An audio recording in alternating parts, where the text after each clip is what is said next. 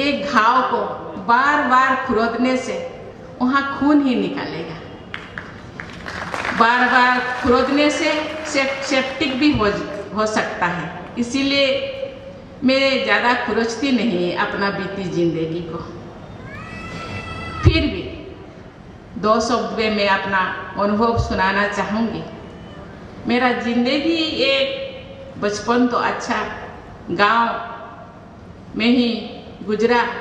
बचपन बहुत अच्छा था, पढ़ाई के समय भी अच्छा था। लेकिन जब संसार शुरू किया तो एक के बाद एक बहुत सारा ऐसे आंधी तूफान आया जो मेरे जिंदगी को तहस नहस कर दिया। जितने जिंदगी में जितने हरियाली था उसको उड़ा कर ले गया। कोई कहते हैं ये हम संसार में जो जीते हैं हम लोगों को बहुत सारा खिलौना मिल जाता है, जिसलिए भगवान हमको भेजे हैं उसको हम भूल जाते हैं शायद। इसीलिए मेरे जिंदगी में जितने सब हरियाली था उसको उड़ाकर ऐसा आंधी ऐसा तूफान आ गया, सब उड़ा कर ले गया। मैं अकेला रह गई जिंदगी में और मेरे बच्ची के लिए मुझे जीना है। जीने के लिए कुछ ऐसा साधन चाहिए, कुछ ऐसा सहारा चाहिए, क्योंकि मैं अपने आप को बहुत ज़्यादा दुर्बल महसूस करती थी। मैं समझती थी मुझे इतना ऐसा सहारा चाहिए जहाँ कि मैं जी सकूं, जिसके सहारे में जी सकूं। जिंदगी में मैं बहुत सारे ऐसे संस्थानों से मैं जुड़ी हूँ, मैं बहुत सारा भक्ति करती थी। मुझे पता नहीं वो संस्थानों का नाम यहाँ लेना मैं नहीं चाहूँगी। वो बिना पूजा किए मैं खाना नहीं खाती थी। दिन रात कोई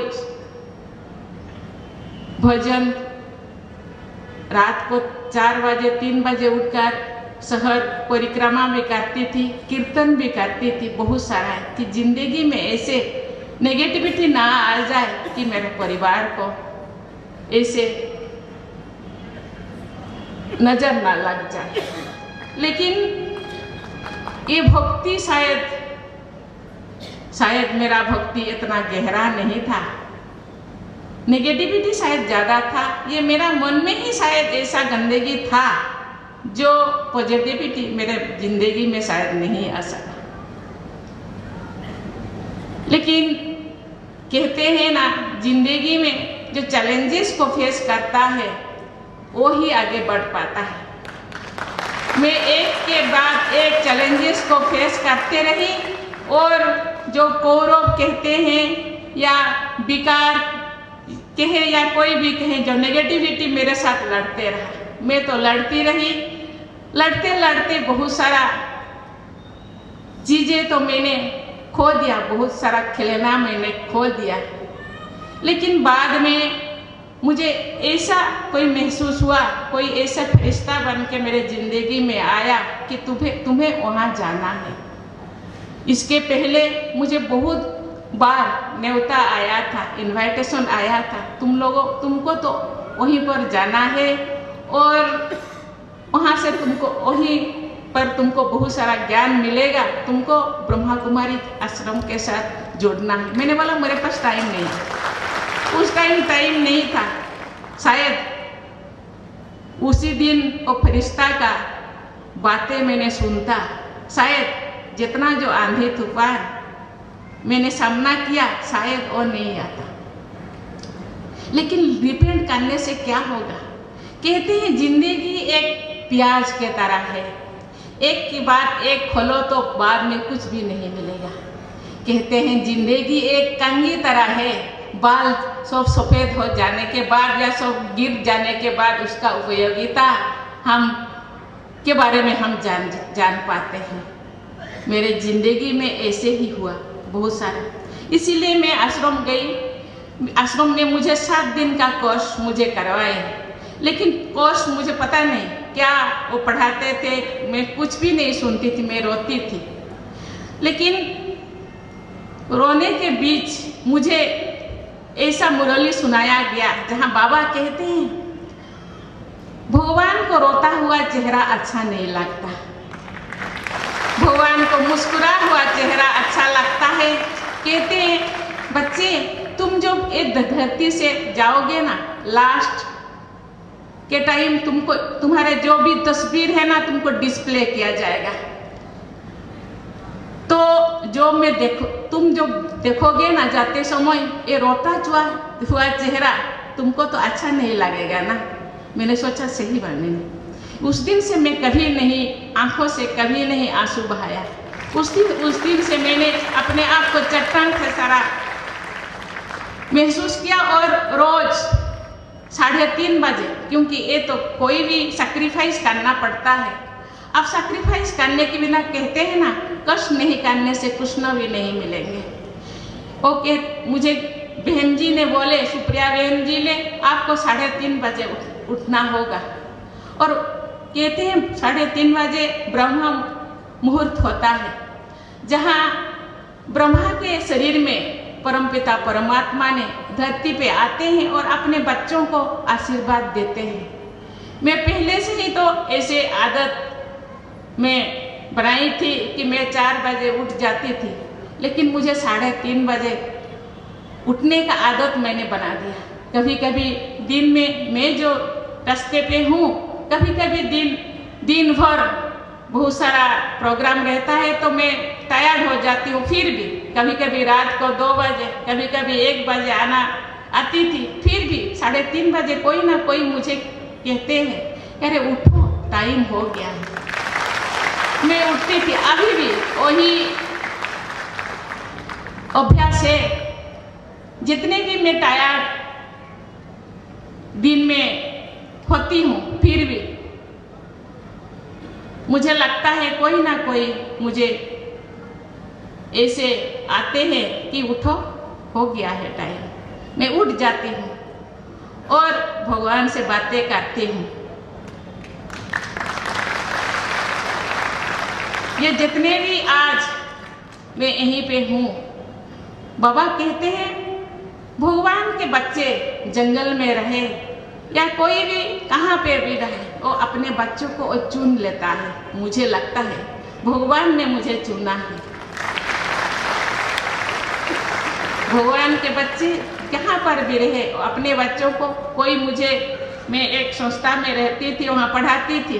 उन्होंने वहाँ एक प्रिंसिपल रहते थे, उन्होंने कहा भगवान के बच्चों को ना थप्पड़ मार के अपने तरफ वो खिंचा लेते हैं। बार बार कोई ना कोई इंडिकेशन देते हैं, बच्चे नहीं सुनते हैं तो वो अपने बाल पकड़ के खींच के वो अपने ओर ले जाते हैं।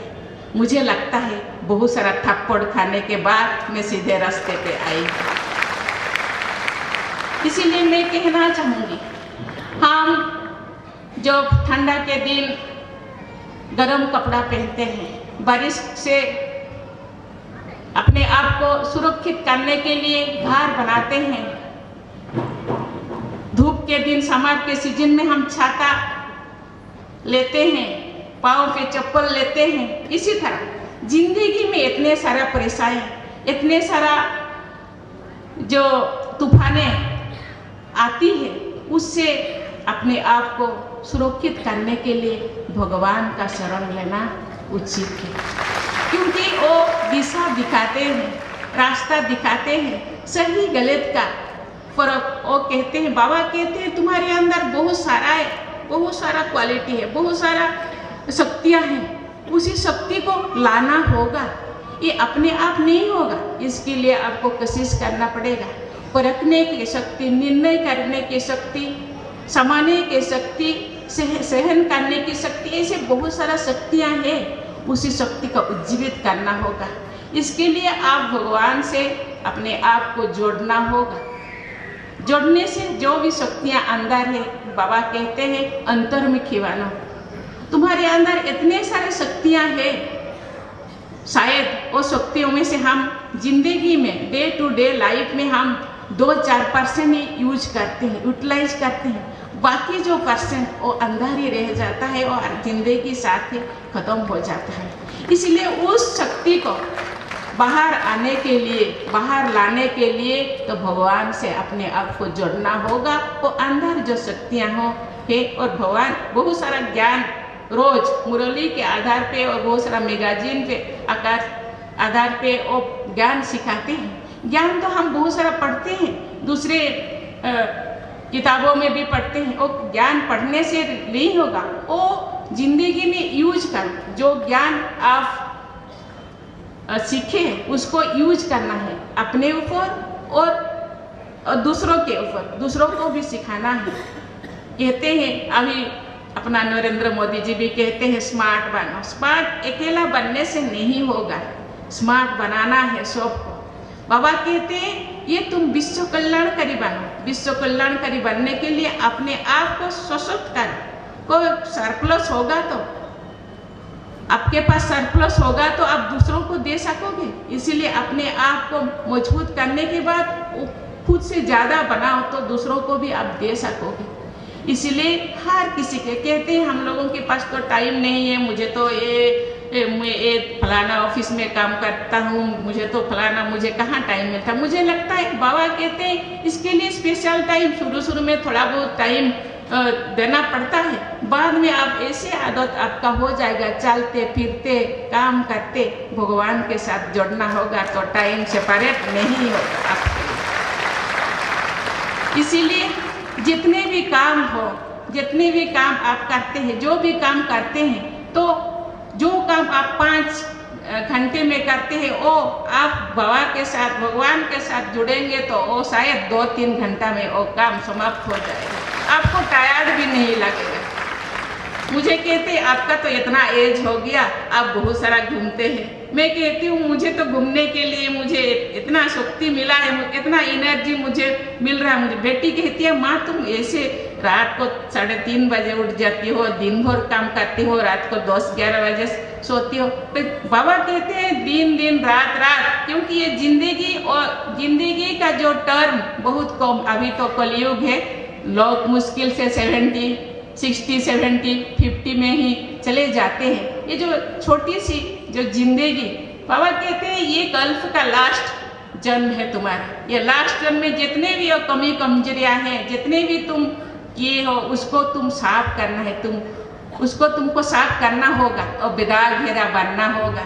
नहीं तो जो ये कहते हैं कि ये अविनाशी ज्ञान रत्न है, ये विनाश नहीं होता, वो कैरी फॉरवर्ड होगा। अभी जो आप काम करते हैं वो नेक्स्ट कहते हैं कि आत्मा अमर है, परमात्मा जैसे अमर है। परमात्मा कभी तो शरीर नहीं लेते, लेकिन आत्मा शरीर लेते हैं।